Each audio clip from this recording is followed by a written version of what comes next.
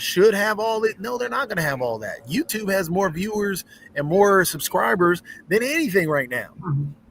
Hey, Jacoby, speaking of legacy, and that's what I was going to get to on the other conversation, and we'll get back to media in a second because we also got the media show and everything. And the question I was going to ask both Sharif and Sasha, since it's celebrating its 80th anniversary starting tomorrow, they have a thing called the General Assembly, and all along those lines, and it goes till the 29th. How important, and this is for anybody, but I know that they have international ties. So I'll start with you, Sharif. Is the UN and all along those lines? So do you really follow the United Nations, and how important do you think it is in some of these world issues and everything like that? Because they're celebrating their 80th anniversary.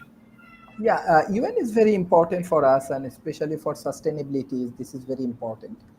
And there are many activities in the emerging economy, country like Bangladesh, India, Pakistan. They have a lot of contributions. So hopefully it will be very effective celebration. But one thing I just want to add when you discuss about, because I work with talent economy, I'm very much concerned about what you are discussing about H1 visa and all of the things regarding this $100,000 charge. When Trump go for H1B chaos, on the same time, China opens door for global talent with K visa. So compared to the existing other things we are observing, this K visa is very effective for the talent. So they can take these opportunities, and alternatively they can contribute to China. If you see the AI talented and all of the things, I'm very much convinced. My last year tours with the Silicon Valley and in Middle East market, you can check that Dubai has lot of opportunities for talent. Maybe they will be the next AI hub, and they may be the next Silicon Valleys because of massive improvement. Massive improvement. Naturally, the global rankings, global media, and all of the things, even though they are not promoting this China K visa. So we have to understand that talent is very important for economy. Very economics. If you have white supremacy, you have it. Nobody cares. But talent have opportunities around the world. They will contribute through Middle East. They will contribute to China. And honestly speaking, I respect Donald Trump decisions. He can save his country. He has all of the right. But he, especially the US tech giants and all of the tech company, through these decisions, they may lose in AI race in 2 to 3 years. That is my comments. Thank you. Hey, just really quickly, hey Nick, because since we're on HB1 still and everything, didn't we, you and Kim at one point interview somebody who was connected to Netflix? Because apparently he's a fan of Trump's 100,000 H1 plan, and he's saying that it will ensure visas only go to quote unquote very high value jobs and everything like that. But I think I remember that you had mentioned having an interview with somebody connected to Netflix, but I can't remember whether it was this Reed Hastings guy or somebody else.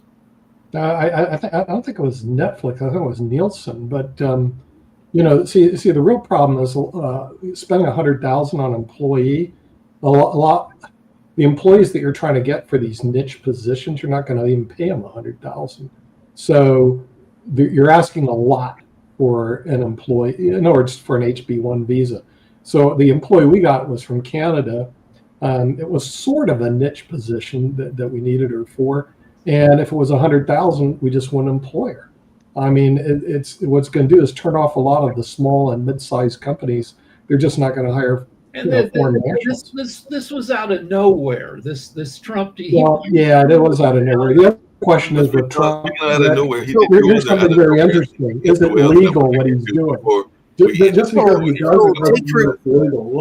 This is an abbreviated. I don't know if he has the discretion to do this. Yeah, but just to point out real quick.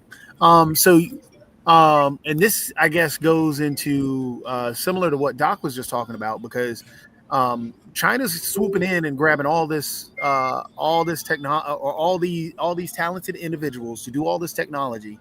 It's really going to harm us completely. For example, when the lady in Georgia was so proud to report the people in the people for the Hyundai plant, and Hyundai they're not going to be able to send the people back because they were on H-1B visas.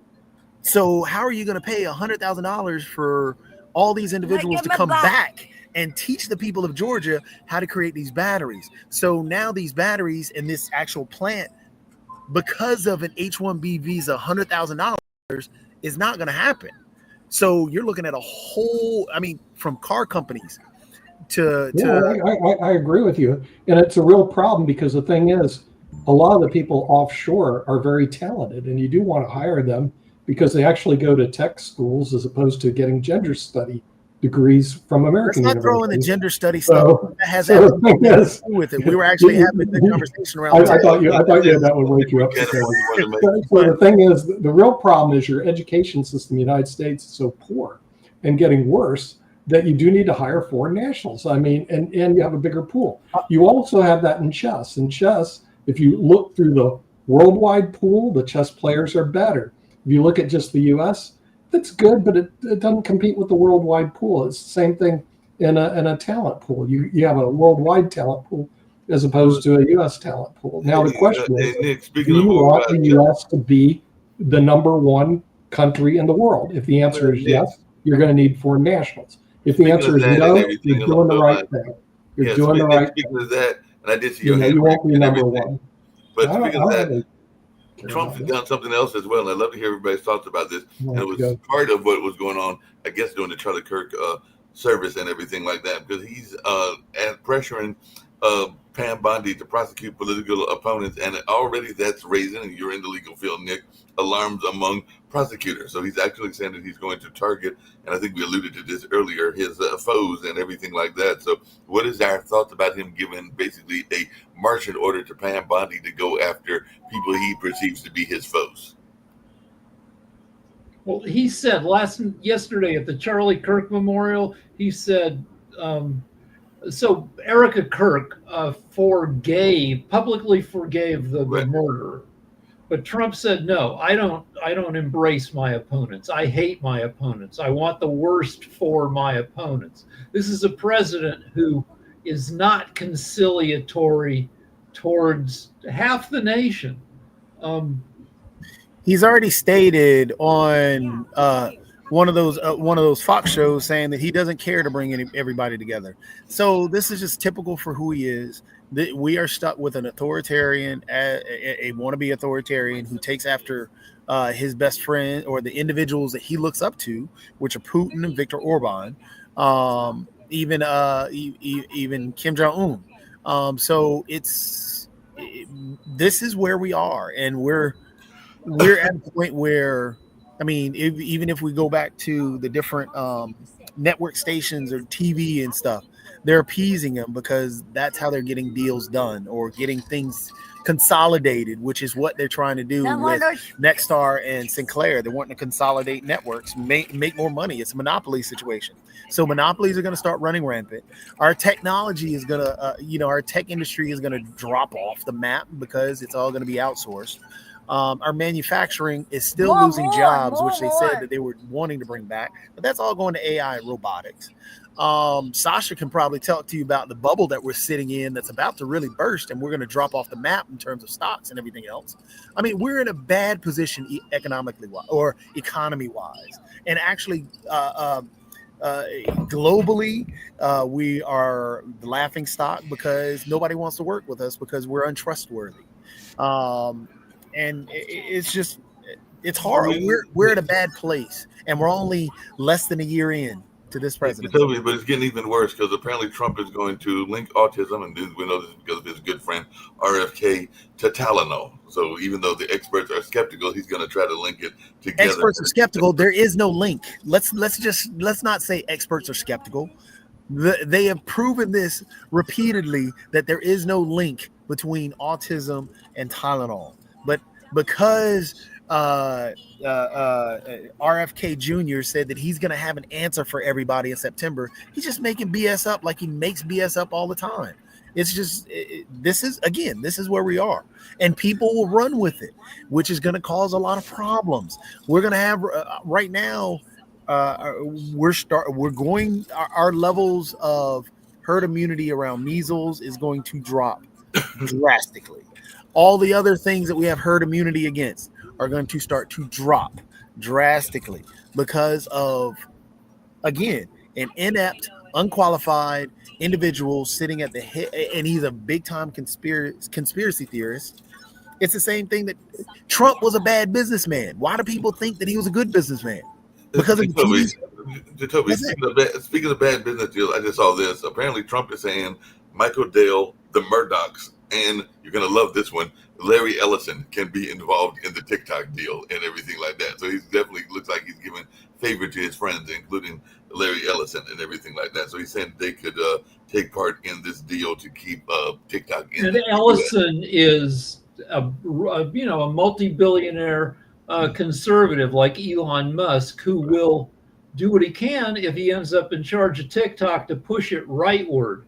The way Twitter has been turned into a right-wing swamp. I used to be on Twitter 2.5 years ago for all the jokes. There were hundreds and thousands of comedians on there, and I could read 1,000 jokes a day if I wanted to. It was fun. And now Twitter is just a frickin' angry mess. And if Ellison ends up with with TikTok, who knows what you're going to see there. Yeah. We all know what we're going to see there. It's the same thing that happened to Twitter. So we know if TikTok goes to a right-wing group, just like Twitter went to Elon Musk, it's going to be because of their targeted algorithm, which is actually better than the targeted algorithm used in Facebook, which is one of the reasons why they're fighting over the actual use of TikTok. They're going to inundate people with all these conspiracy theories. They're going to glorify anything they want to glorify. It's just going to become another 4chan, another Twitter. And it's going to be bad. It's going to be bad for everybody. It'll be fair and balanced. By the way, I think Sasha has something to say. Just a few words that Trump is following Putin's early years in power. When Putin came to power in 2000, the first thing what he did, he completely took over control of the major television stations, media. He started to go after oligarchs. He put Khodorkovsky for 10 years in prison. And that's exactly what Trump is following, this model. He is the greatest threat to democracy in the United States. He is a convicted criminal, and the U.S. has to find a way how to get rid of him. Oh, no. What can we possibly do? Nick, next time we want to see, Sharif, what's up? Next time we want to see you as a Republican's nominee for presidents, as a presidential candidate for USA from Republican Party. I think I don't even live in the USA. I live in Spain, dude. You are American citizen. You can. Yeah. But the thing is, politics is a sewer. You got to be a little off to want to jump into a sewer, Sharif. I'd rather do pod TV than jump into a sewer. Okay.